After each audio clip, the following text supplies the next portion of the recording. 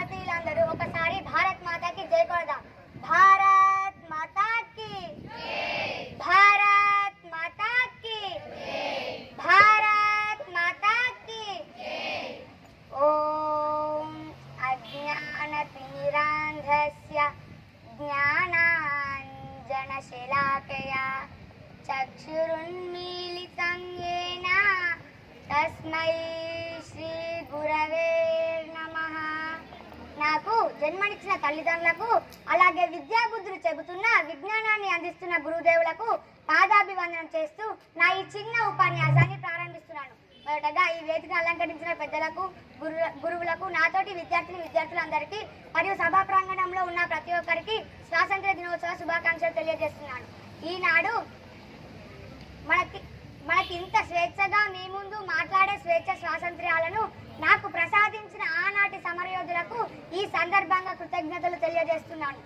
మనకు జన్మనిచ్చిన తల్లిదండ్రుల రుణాన్ని మనము తీర్చలేము, కానీ మన భరతమాతను విదేశీ చెర నుండి కాపాడిన స్వాతంత్ర్య సమరయోధుల రుణాన్ని కూడా తీర్చుకోలేము. కానీ వారి ఆశయాలను నెరవేర్చే అవకాశం మనకున్నది.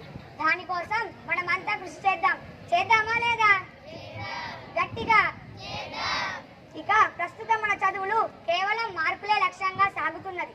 దీనికి గల కారణం ఒక రకంగా చెప్పాలంటే మన తల్లిదండ్రులే. ప్రతి తల్లిదండ్రికి నా కొడుకు లేదా కూతురు స్టేట్ ఫస్ట్ ర్యాంకు రావాలి అని కోరుకుంటారు.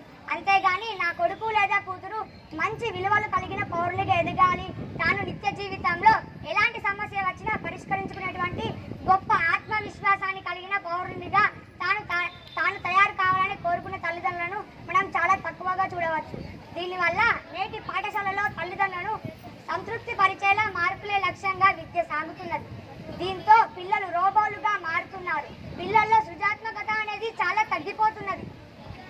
ఏదైనా సమస్య వస్తే దాన్ని తట్టుకోవడం లేదు.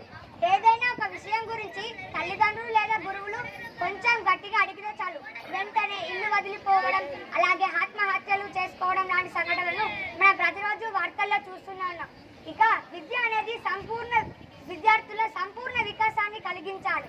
నిత్య జీవితంలో ఎదురయ్యే సమస్యలు పరిష్కరించుకుంటూ ధర్మబద్ధంగా జీవిస్తూ మన సంస్కృతిని పరిరక్షిస్తూ తర్వాత తరం వారికి అందించే వారసులుగా ఎదిగేలా విద్య ఉండాలి.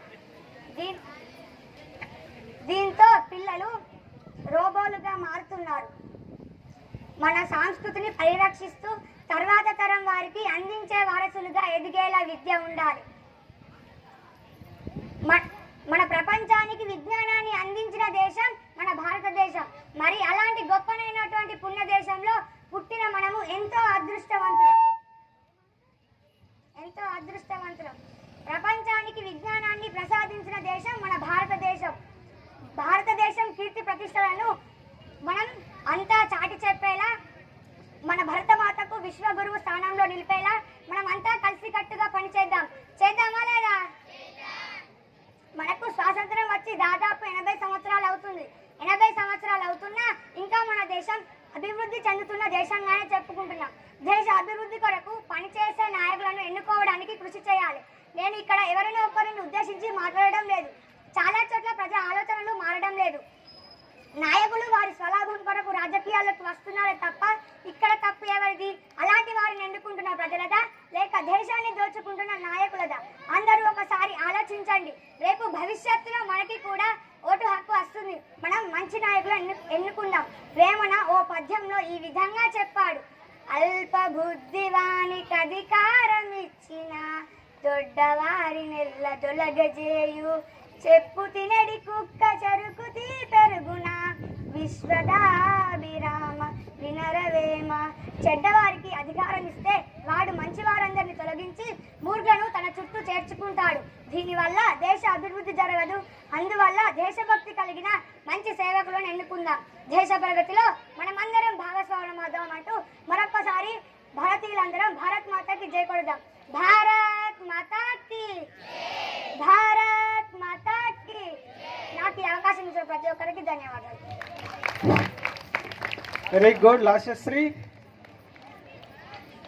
యథార్థ స్థితిని కళ్ళగట్టినట్టుగా చెప్పిన లాస్యశ్రీకి అభినందనలు తెలియజేస్తున్నాను.